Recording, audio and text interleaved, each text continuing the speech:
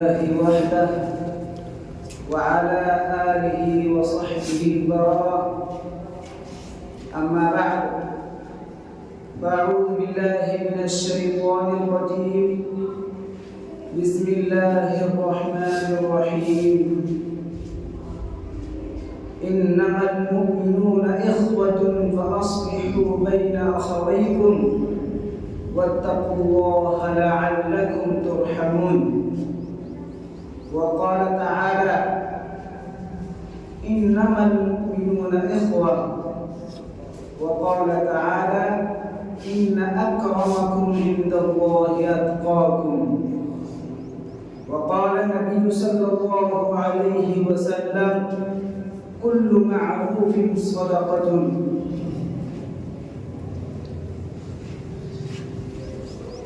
एक हो जाए तो बन सकते हैं खुर्शीद व मुबीन, एक हो जाए तो बन सकते हैं खुर्शीद व मुबीन, वरना इन बिखरे हुए तारों से क्या बात बने। मुअज़्ज़ज़ सामिईन किराम, अल्लाह तबारक व तआला का बहुत ही बड़ा एहसान है कि अल्लाह ताला ने हम तमाम को इस मुतबर्रक दिन मैसर फरमाया। अल्लाह ताला का जितना भी शुक्र अदा करे बहुत कम है। मैंने आयत करीमा पढ़ा, इन्नमल मुमिनूना इख्वतुन फअस्लिहू बैन अखवैकुम वत्तकुल्लाह लअल्लकुम तुरहमून। आयत करीमा में अल्लाह तबारक व तआला ने दो रूल रेगुलेशन को बयान किया है कि आपस में इत्तेहाद और इत्तेफाक को पैदा करें, भाईचारा निभाए, एक दूसरे के रिलेशन के साथ आप मजबूती के साथ, जमाव के साथ एक साथ कदम को आगे बढ़ाएं। फत्तकुल्लाह, और आगे और एक स्टेप बयान किया कि अल्लाह से डरते हुए हम ब्रदरहुड में, भाईचारा में कहीं हमारे कदम फिसल न जाए, हमारे कदम कहीं आगे न बढ़ जाए, तो उस चीज का भी एहतमाम करते हुए उन चीजों को भाईचारगी के साथ निभाने का हुक्म फरमाया है। आयत करीमा के अंदर एक लफ्ज उख्वा, इन्नमल मुमिनूना इख्वा। अखुन के माने होते हैं बरादरी के, भाईचारा के, और यही लफ्ज उम्मत मुस्लिमा पर सेटल होता है। यही लफ्ज उम्मत मुस्लिमा पर परफेक्ट बैठता है कि जो भाई हो वो इत्तिबा करे एक दूसरे के। चूंकि मुसलमानों का जिक्र कुरान में इसीलिए किया गया है कि एक दूसरे की इत्तिबा करे, एक दूसरे के साथ रिलेशन रखे। आज सोसाइटी का आप सर्वे करेंगे, आज मुआशरे के अंदर आप इन सब चीजों का जब आप जायजा लेंगे तो पता चलेगा कि किस तरह मुआशरा बिखरे हुए, किस तरह उससे कोई किस रास्ते पर है, कोई किस रास्ते पर है। तो आज का जो टॉपिक मैंने बनाया है, जो टॉपिक मैंने लेकर के आया है, वो भाई भाई बन जाओ। इन्नमल मुमिनूना इख्वतुन फअस्लिहू बैन अखवैकुम वत्तकुल्लाह लअल्लकुम तुरहमून। भाई भाई होने का मतलब ये है कि आज माशरे के अंदर जो लोग हमसे गलत फायदा उठा रहे हैं, गलत रिलेशन हमारे साथ रख रहे, हम अपने भाई और घर वाले फैमिली में से जो उलझ गए, तो दूसरे लोग इसका मौका का फायदा उठा रहा है और उम्मत मुस्लिमा ये ख्वाब गफलत के शिकार हो रहे हैं। सबसे बड़ा प्रॉब्लम यही है कि आज हमने भाईचारे का जो हक था वो हक को हमने अदा कर ही नहीं सके। वमा क़दरुल्लाह हक़ क़द्री, जिस तरह खुदा का हक अदा करना था हमने उसका हक अदा नहीं कर पाया। तो सेम मसला इसका भी है इन्नमल मुमिनूना इख्वा कि जिस तरह भाईचारा निभाना था उस तरह हम निभा नहीं सक रहे हैं। दूसरे लोग इसका गलत फायदा उठा रहे हैं, वो जुल्म वाला या जुल्म हम बढ़ा रहे हैं। उसे रोकने वाला, उसे मना करने वाला इस पूरे जमीन पर कोई नहीं। तो पहले हम अपने बरादरी के लोगों को, अपने कौम के लोगों को, अपने गांव के जो सरबराह लोग हैं, जो भी इस उम्मत मुस्लिमा से जो लोग भी जुड़े हुए हैं, सबको एक प्लेटफॉर्म पे जमा करना पड़ेगा। जब हम स्ट्रॉन्ग हो जाएंगे तो जाकर के हमारा काम आसानी होगा। कोई भी चीज करने के लिए आसानी इसी तरह आ सकती है कि हम उम्मत मुस्लिमा को इकट्ठा होकर के भाईचारा को मद्देनजर रखते हुए उसको डील करें। आप अगर अकेले किसी भी मसले को अगर आप सॉल्यूशन निकालना चाहें तो नहीं हो सकेगा, क्योंकि अपोजिट में जो लोग वो हमारे से कई गुना ज्यादा बढ़कर है। लेकिन हमें खौफ होने का कोई मतलब नहीं, क्योंकि आपको वो वाक़या याद होगा जंग बदर वाला कि सहाबा इकराम सिर्फ 313 थे। कितना? 313, और मुकाबला कितने से हो रहा है? हजारों से ज्यादा। उनके पास कोई औजार नहीं है, सामने वाली टीम के पास बहुत सारे औजार हैं, लेकिन अल्लाह ताला ने आयत करीमा नाज़िल फरमाई, वलक़द नसरकुमुल्लाहु बिबद्रिन व अंतुम अदिल्ला। तो मदद आती है अल्लाह की तरफ से, लेकिन शर्त ये है कि आप उसके लिए यकसू हो जाए, एक प्लेटफॉर्म पे जमा हो जाए। आयत करीमा में अल्लाह ताला ने कहा तिलका उम्मतुन क़द खलत, कि वो एक उम्मत थी जो गुजर चुकी, लेकिन अभी ये वक्त है, अभी ये हमारे पास वक्त है कि हम एक प्लेटफॉर्म में जमा होकर के सारे मसाइल का सॉल्यूशन निकालें। भाईचारे का मतलब एक ये भी होता है कि भाई के दरमियान अगर किसी तरह का कोई लड़ाई हो जाए, कोई झगड़ा हो जाए, आप उसे सॉल्यूशन कर दें, उसके साथ सुलह करवा दें, चूंकि सुलह सबसे बेहतरीन अमल है। अल्लाह ताला ने कुरान करीम में फरमाया कि अस्सुल्हु खैर, कि सुलह सबसे बेस्ट चीज है, सबसे अच्छी चीज है सुलह। आप इन चीजों को कुरानी रोशनी में देखेंगे, आप थोड़ा सा कंसीडर करेंगे इस मामले के अंदर के भाई के दरमियान जो रिलेशन जो हमारा कम होता जा रहा है, जो धीरे धीरे ये खत्म होते जा रहे हैं, ये सबसे बड़ी प्रॉब्लम हो रहा है। दूसरे लोग जो हमसे फायदा जो उठा रहे हैं, इसी वजह से इसी बेस पर फायदा उठा रहे हैं। वो तो जान लिया कि ये लोग आपस में ही झगड़े और फसाद फैला रहे हैं, तो हम इससे क्यों ना फायदा उठाएं। तो जरूरी आज इस बात से है कि आप एक प्लेटफॉर्म पर जमा होकर के हम सारे मसाइलों का सॉल्यूशन निकालें, ताकि दूसरी कौम जो है वहां पर गालिब ना आ सके। हज़रत अबू हुरैरा रज़ियल्लाहु ताला अन्हु फरमाते हैं कि आदमी के बदन पर 360 जोड़े, 360 जोड़ों का सदका निकालना वाजिब है बंदों पर। पॉइंट को लेकर के चलिएगा। पॉइंट ये है कि ब्रदरहुड, भाईचारा और सुलह, ये पॉइंट है। तो अल्लाह के रसूल सल्लल्लाहु अलैहि वसल्लम ने फरमाया कि 360 जोड़ों, अब 360 जोड़ों का सदका निकालना वाजिब है हर मुसलमान। लेकिन अल्लाह ताला ने इस वाजिब को इतना इजी कर दिया, इतना इजी नहीं बल्कि आप ऐसा कर लीजिए इजीएस्ट कर दिया, सबसे आसान कर दिया। वो इस तरह आसान कर दिया कि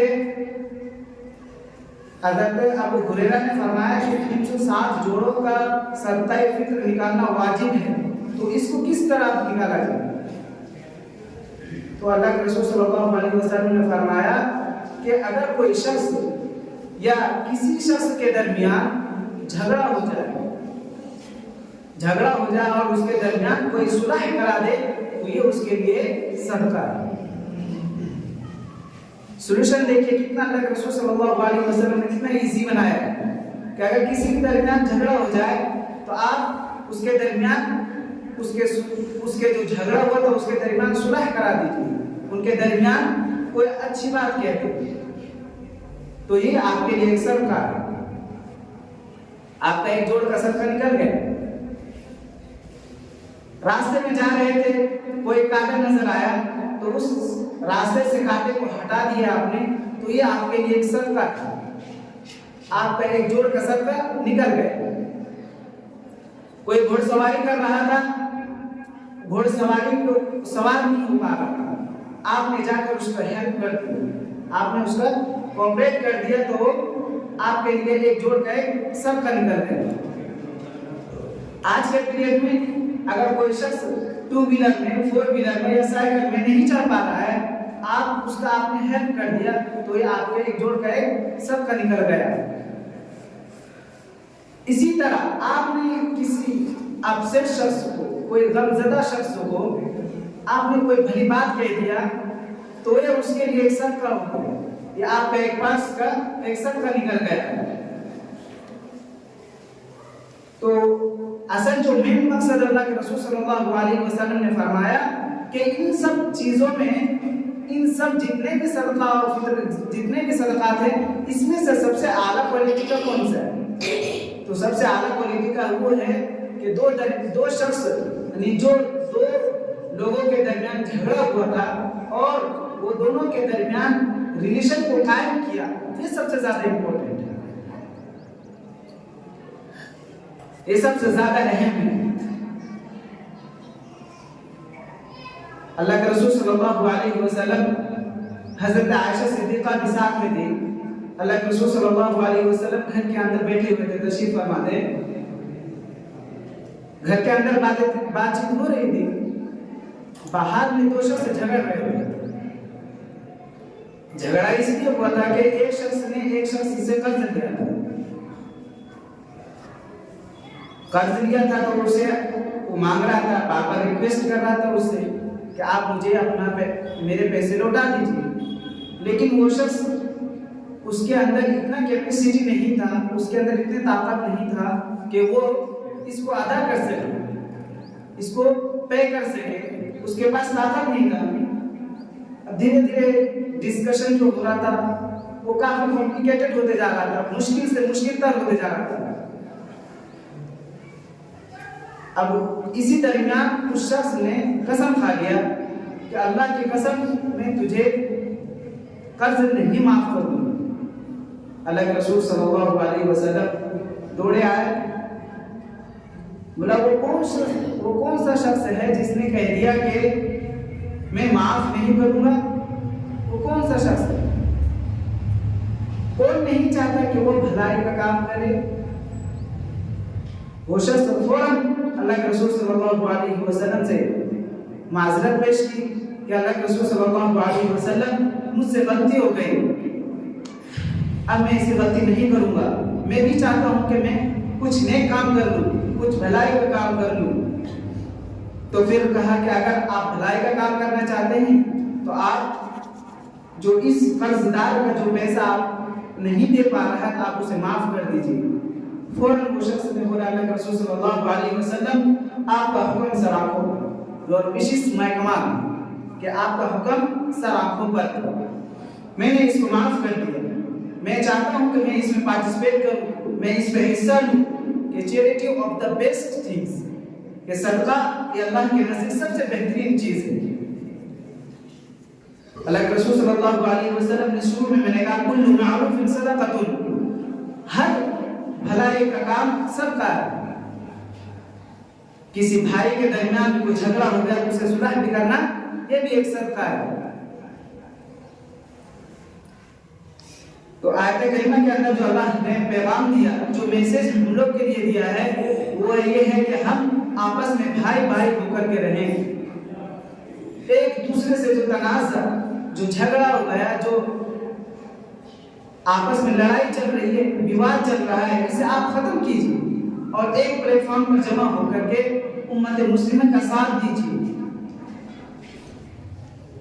और अगर ऐसा नहीं करेंगे तो हमारा बातिन दिन ब दिन खराब होता चला जाएगा। और भले ये भली चीजों का जो हुक्म होता है अल्लाह ताला की तरफ से होता है, मिजान मिल्ला होता है।